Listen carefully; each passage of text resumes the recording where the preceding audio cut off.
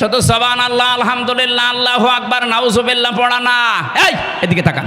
এই 15.5 বছর যারা জুলুম, নির্যাতন, অত্যাচার করেছেন, আপনি তো আল্লাহর সাথে কিছু করেননি, করেছেন জনগণের সাথে, সৃষ্টি জগতের সাথে। এই কথা বলে না কেন?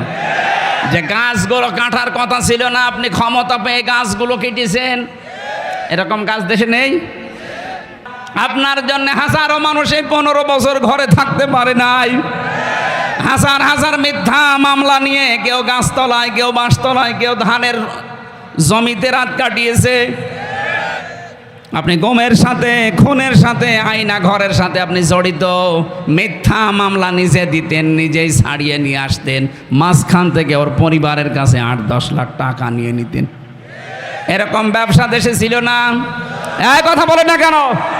এই ব্যবসাগুলো যারা করে কোটি কোটি টাকার মালিক হয়ে গেলেন, এখন আপনি আল্লাহর কাছে বললেন আস্তাগফিরুল্লাহ। আল্লাহ কি পাগল হয়ে গেছে? আপনি তো ক্ষতি করলেন হামসার। আমার প্রায় 30 থেকে 32 লাখ টাকা এই 3.5 বছরে গেছে। আমি চাই এই ক্ষতিপূরণ আমাকে দেওয়া লাগবে, যেহেতু আমি নির্দোষ, আদালত কর্তৃক প্রমাণিত, আমার কোনো দোষ পাইনি।